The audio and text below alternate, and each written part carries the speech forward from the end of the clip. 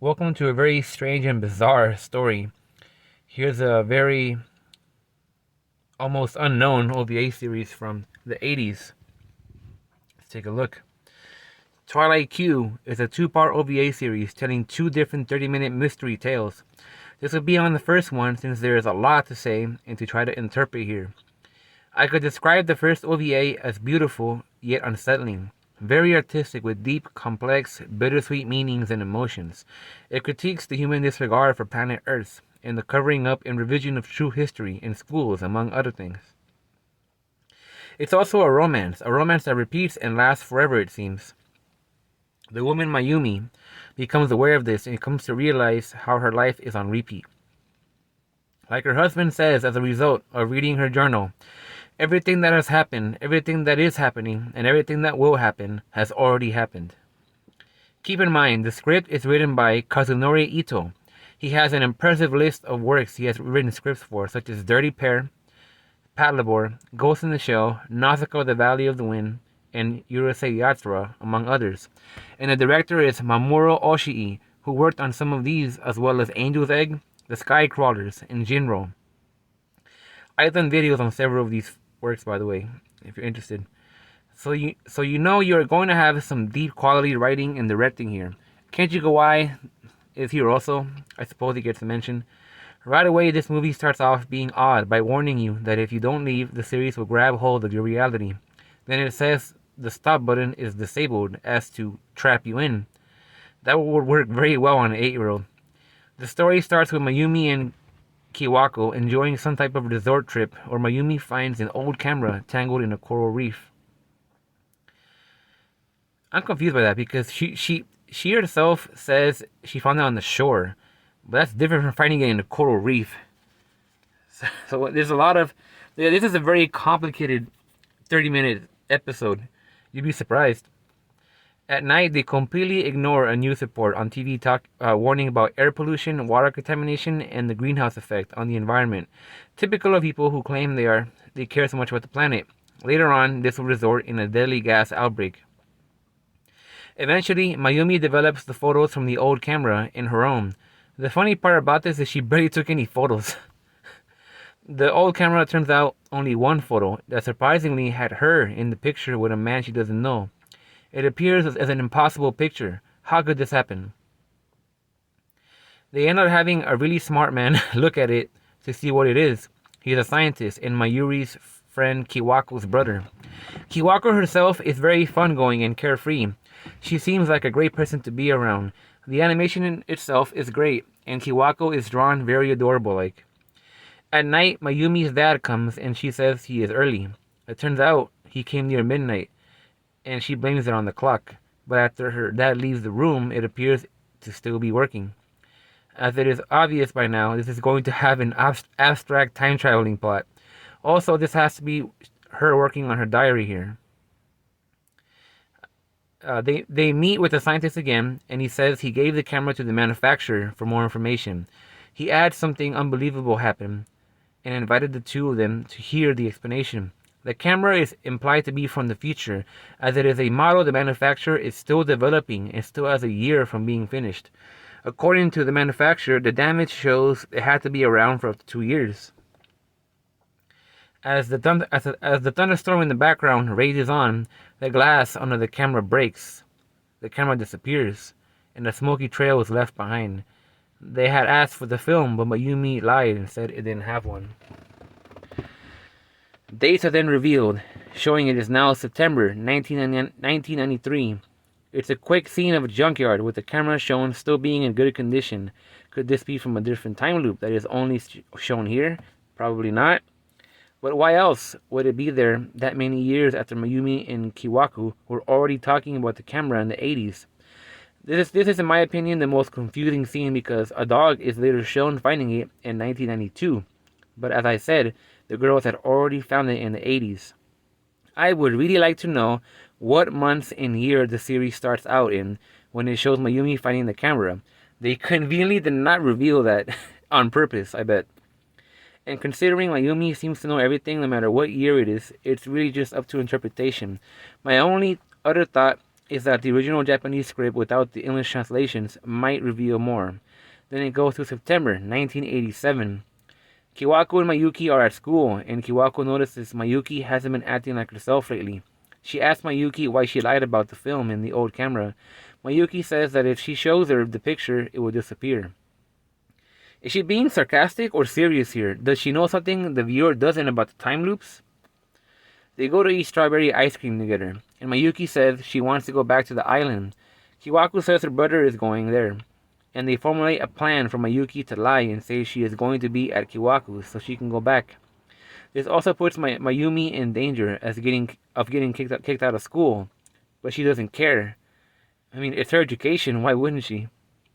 In the helicopter scene, Mayumi is heading back to the island with the scientist man. She has an interesting theory that the Earth is a living... Oh, he has an interesting theory that the Earth is a living organism that uses nature to heal itself. There is a Red Sea forming in the open ocean as a result of the sewage humans are letting into it, and it is on the verge of releasing poisonous gas. Surely, if the Earth was to clean itself, it would have to exterminate the parasite-like humans. At this point, I like to point out that though this appears as a happy-go-lucky anime about two girls having fun, it can really get dark with ominous music. The skies often turn a very nice but glum color, and now there's a disgusting-looking tree in front of Mayumi. Keep in mind, Mamoru Oshii is involved in this with many of his regular staff, and that he had just released Angel's Egg 2 years before. This unsettling mood it creates, sometimes, is not surprising of him. The poisonous gas from the sea is now reaching out, and it gets a goat, leaving it twitching on the floor. Its farmer finds it, but the gas gets him too. There are now warnings going on in the island about the gas, and the scientist is worried that despite its light in the air, the rain clouds might bring the gas back in rain form. Mayumi asks if it could kill somebody, and the scientist smiles. Because of this, it's unclear how dangerous the gas really is. Then, a cat out in the street makes the scientist swerve, and his car gets stuck. Mayumi gets out, feeling alerted by the same tree. The scientist watches as she goes there, stepping into the gas and then disappearing into thin air after touching the tree. They never explain what the deal is with the tree, so that's something that you have to interpret for yourself. It is now March 2039. Now, in the most interesting and bizarre scene of the movie, Mayumi appears in the snow by a grave. An older man gives her his coat and seems to have been expecting her. The grave is hers, and though the snow kind of blocks it, it appears she died in the 2020s. But she also realizes her surname has changed, and the older man nods, confirming it is his name and that he was her husband. He said he had read her diary and that it made him believe he could meet her at her grave in the future. She asks why about it all, but he says she can't ask why, as he doesn't know how to answer. All he could say is that as he read the diary, he realized all the things that had already happened, were happening, and about to happen had already happened before. He says her time to travel is coming. Whatever kind of time loop this is, or is happening, he is in on it since he's been reading the diary.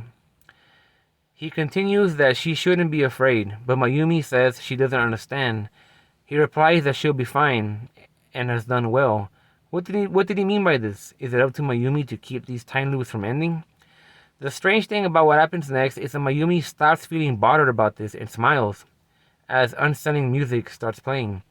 She just finds it strange, then asks him if he was happy.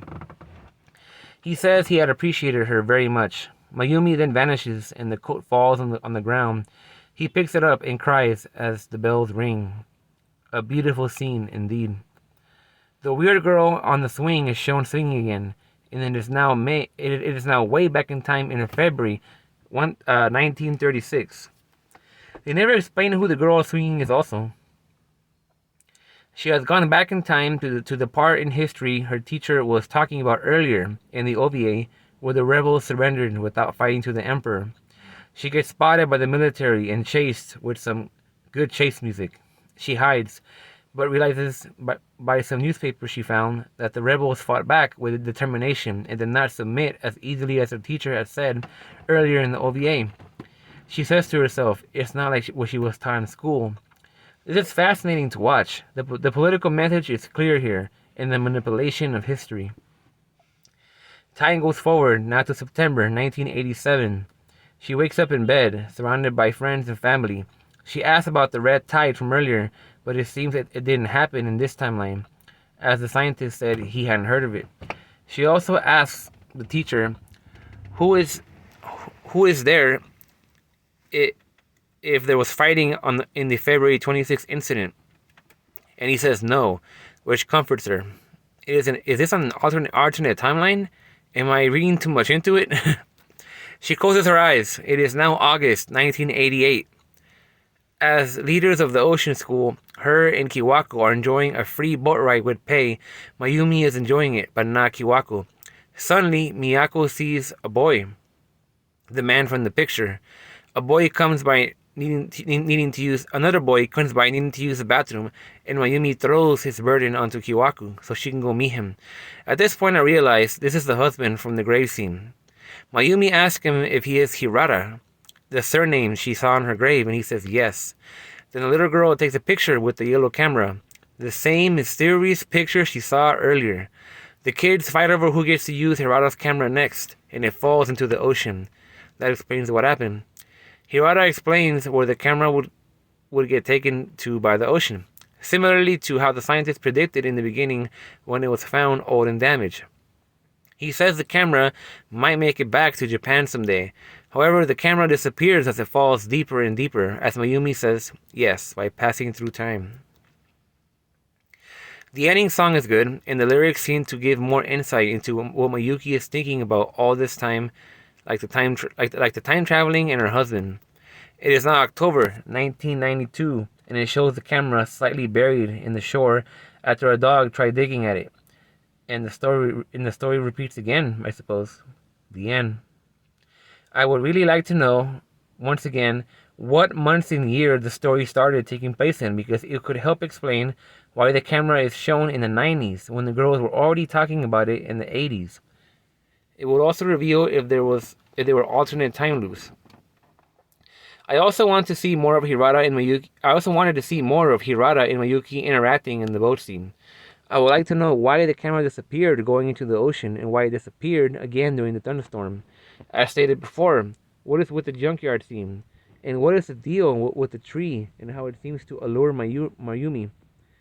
Why didn't the red ocean happen when Mayumi woke up in bed? And what of the swinging girl? I'm sure some of these don't mean anything, or were not meant to make sense to anyone except the scriptwriter, perhaps.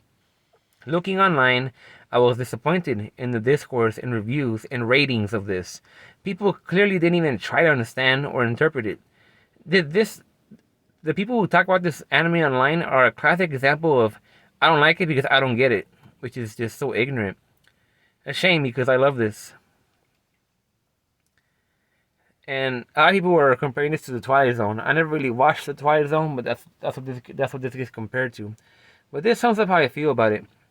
Now I'm gonna head out because my brain is sore.